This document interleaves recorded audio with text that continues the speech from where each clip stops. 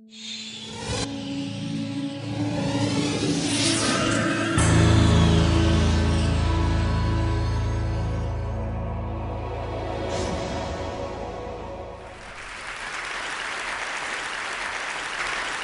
have spent the past few years putting myself into situations that are usually very difficult and at the same time somewhat dangerous.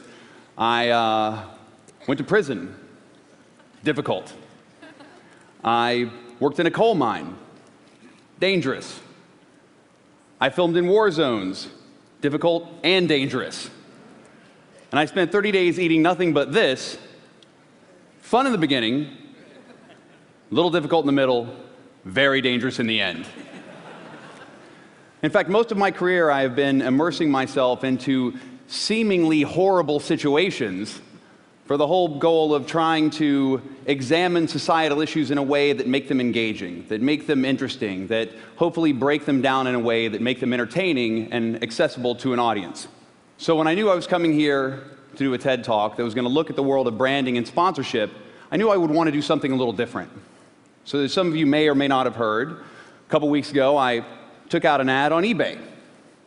I sent out some Facebook messages, some Twitter messages, and I gave people the opportunity to buy the naming rights to my 2011 TED Talk. That's right, some lucky individual, corporation, for-profit or non-profit, was going to get the once-in-a-lifetime opportunity, because I'm sure Chris Anderson will never let it happen again, to buy the naming rights to the talk you're watching right now, that at the time didn't have a title, didn't really have a lot of content, and didn't really give much hint as to what the subject matter would actually be. So what you were getting was this. Your name here presents my TED Talk that you have no idea what the subject is, and depending on the content could ultimately blow up in your face, especially if I make you or your company look stupid for doing it. But that being said, it's a very good media opportunity.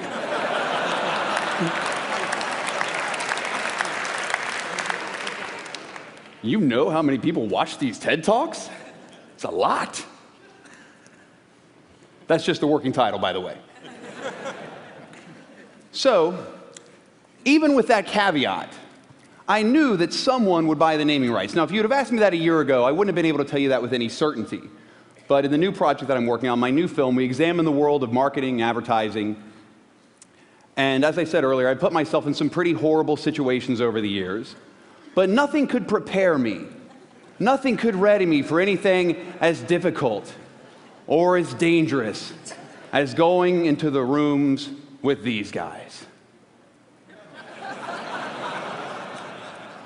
You see, I had this idea for a movie. What I want to do is make a film all about product placement, marketing, and advertising, where the entire film is funded by product placement, marketing, and advertising. So the movie will be called The Greatest Movie Ever Sold. So what happens in The Greatest Movie Ever Sold is that everything from top to bottom, from start to finish, is branded from beginning to end. You know, from the above the title sponsor that you'll see in the movie, which is Brand X. Now this brand, the Qualcomm Stadium, the Staples Center, these people will be married to the film in perpetuity forever. And so the film explores this whole idea.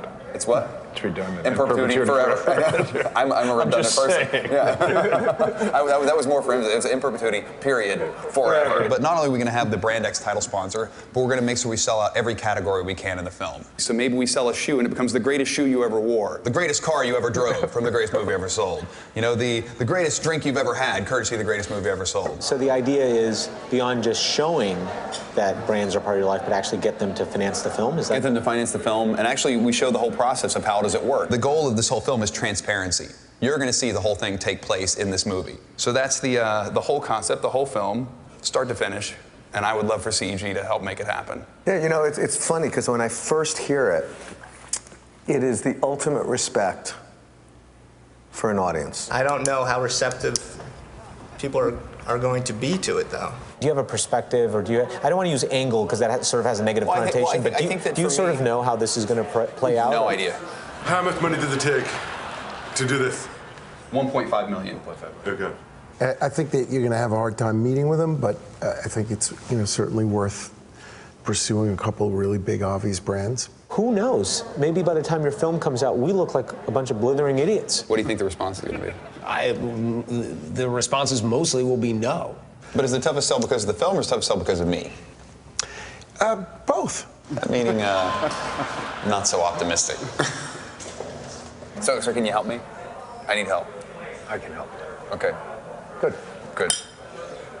Awesome. We got to figure out which brands. Yeah. That's the challenge. When you look at like the people you deal with, We've got some places we can go. Okay. Okay. Turn the camera off. I thought turn the camera off meant let's have an off-the-record conversation. Turns out it really means we want nothing to do with your movie. And just like that, one by one, all of these companies suddenly disappeared. None of them wanted anything to do with this movie. I mean, I was amazed. They wanted absolutely nothing to do with this project. And I mean, I was blown away because I thought the whole concept, the idea of advertising was to get your product out in front of as many people as possible, to get as many people to see it as possible. Especially in today's world, this intersection of new media and old media and the fractured media landscape, isn't the idea to get that new buzzworthy delivery vehicle that's going to get that message to the masses. You know, that's what I thought. But the problem was, you see, my idea had one fatal flaw. And that flaw was this. Actually, no, that was not the flaw whatsoever. That wouldn't have been a problem at all. See, this would have been fine. But what this image represents was the problem. See, when you do a Google image search for transparency, this is...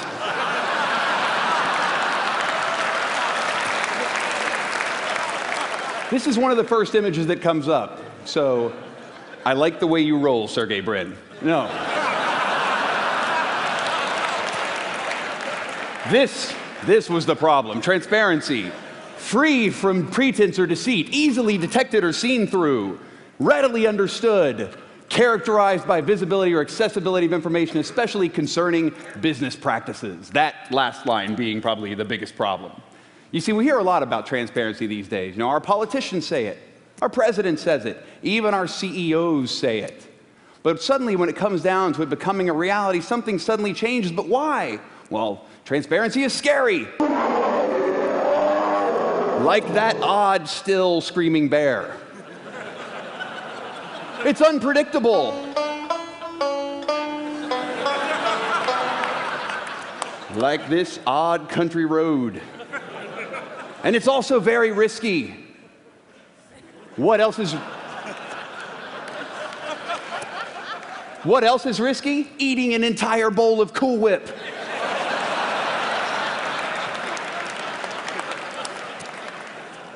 That's very risky. No, when I started talking to companies, and telling them, we wanted to tell this story, and they said, no, we want you to tell a story. We want you to tell a story, but we just want to tell our story. See, when I was a kid, and my father would catch me in some sort of a lie, and there he is, giving me the look he often gave me, he would say, son, there's 3 sides to every story. There's your story, there's my story, and there's the real story. Now, you see, with this film, we wanted to tell the real story, but with only one company, one agency willing to help me, and that's only because I knew John Bond and Richard Kirschenbaum for years, I realized that I would have to go on my own. I'd have to cut out the middleman and go to the companies myself, myself with all of my team. So what you suddenly started to realize, or what I started to realize, that when you started having conversation with these companies, the idea of understanding your brand is a universal problem. I have friends who make great big giant Hollywood films, and I have friends who make little independent films like I make. And the friends of mine who make big giant Hollywood movies say that the reason their films are so successful is because of the brand partners that they have. And then my friends who make small independent films say, well, how are we supposed to compete with these big giant Hollywood movies? And the movie is called The Greatest Movie Ever Sold. And so now how specifically will we see Ban in the film? It's anytime I'm getting ready to go, anytime I open up my medicine cabinet, you will see Ban deodorant. Well, anytime I do an interview with someone, I could say, are you fresh enough for this interview? Are you ready? You look a little nervous. I want to help you calm down, so maybe you should put some on for the interview. So we'll offer, one of these fabulous scents, whether it's a Floral Fusion or a Paradise Winds, they'll have their chance. We will have them geared for both male or female, solid roll-on or stick, whatever it may be. That's the 2-cent tour. So now I can answer any of your questions and give you the 5-cent tour. We are a smaller brand, much like you talked about being a smaller movie, we're very much a challenger brand, so we don't have the budgets that other brands have. So doing things like this, remind people about BAN is kind of why we're interested in it. What are the words that you would use to describe BAN? BAN is blank. That's a great question.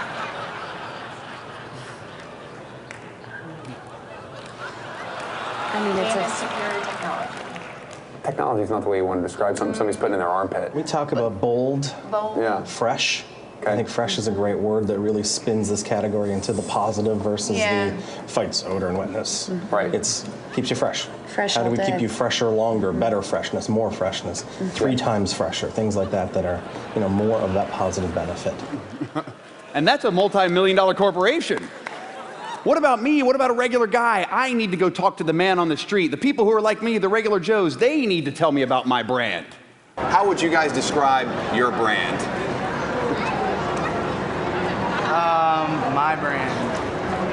I don't know, I like really nice clothes. 80s revival meets skater punk, unless it's laundry day. Right, what is brand Jerry?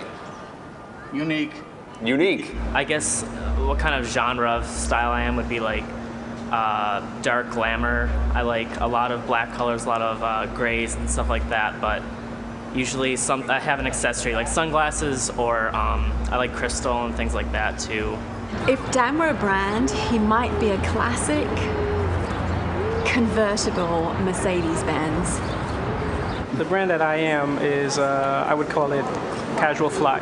Part hippie, part yogi, part Brooklyn girl. I don't know. I'm the pet guy. I sell pet toys all over the country, all over the world, so I guess that's my brand. In my warped little industry, that's my brand.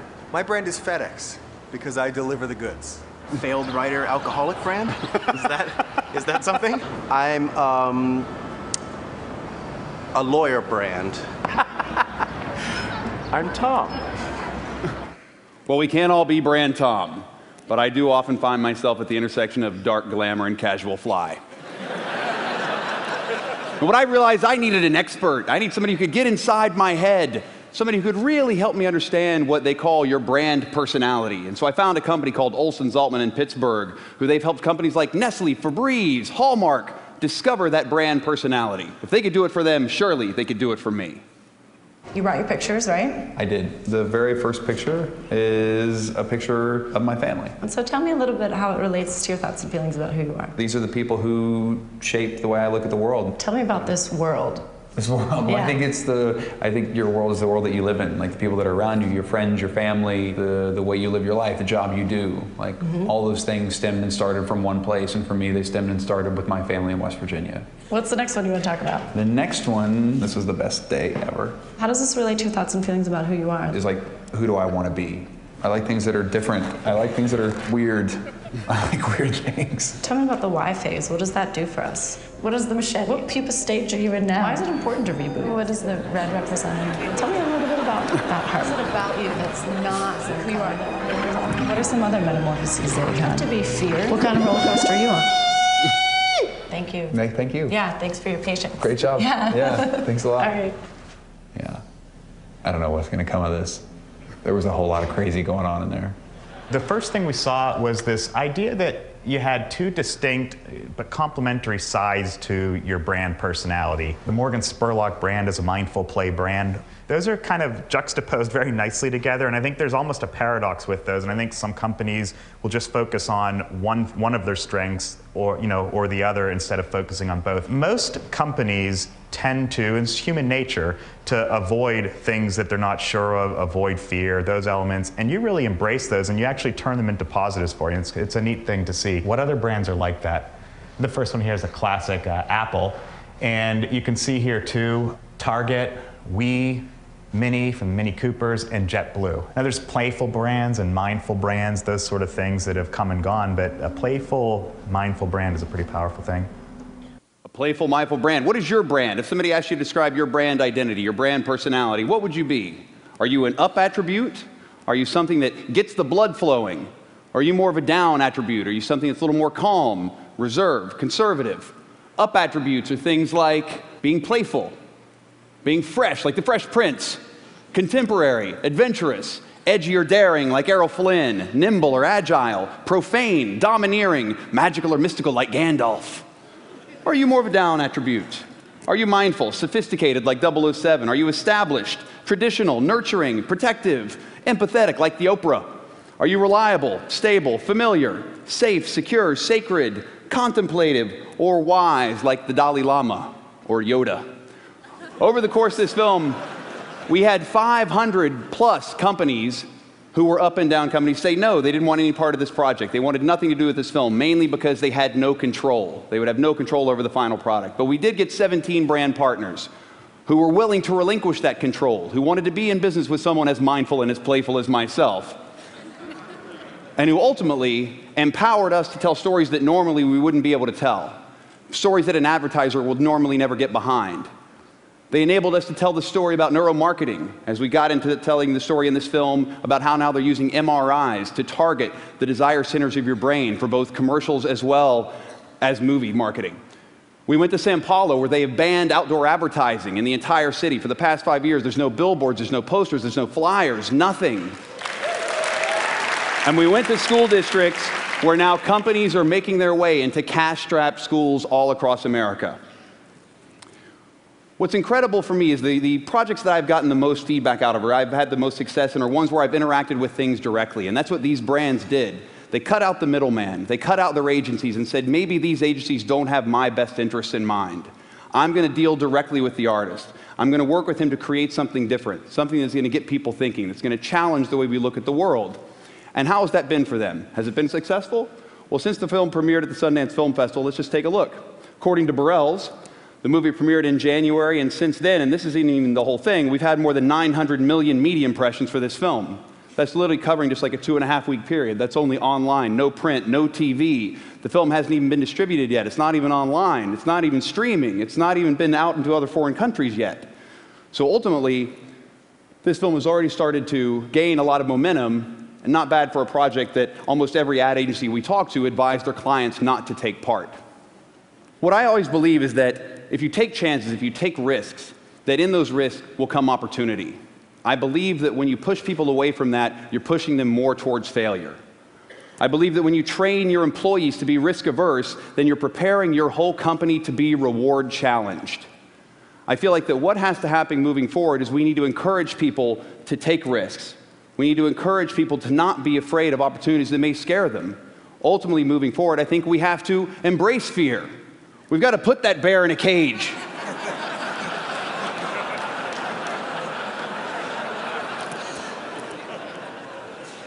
Embrace fear, embrace risk. One big spoonful at a time, we have to embrace risk. And ultimately, we have to embrace transparency.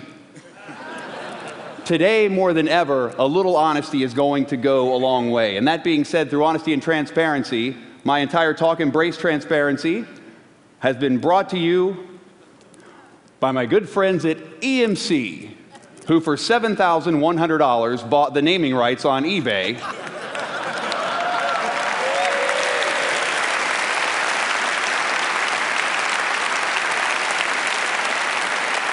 EMC turning big data into big opportunity for organizations all over the world. EMC presents Embrace Transparency. Thank you very much, guys. Thank you.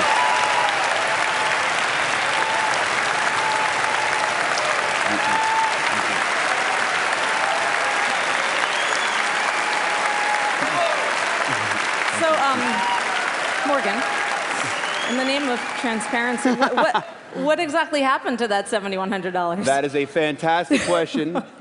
I have in my pocket a check made out to the parent organization of the TED Foundation, the Sapling Foundation, a check for $7,100 to be applied towards my attendance for next year's TED.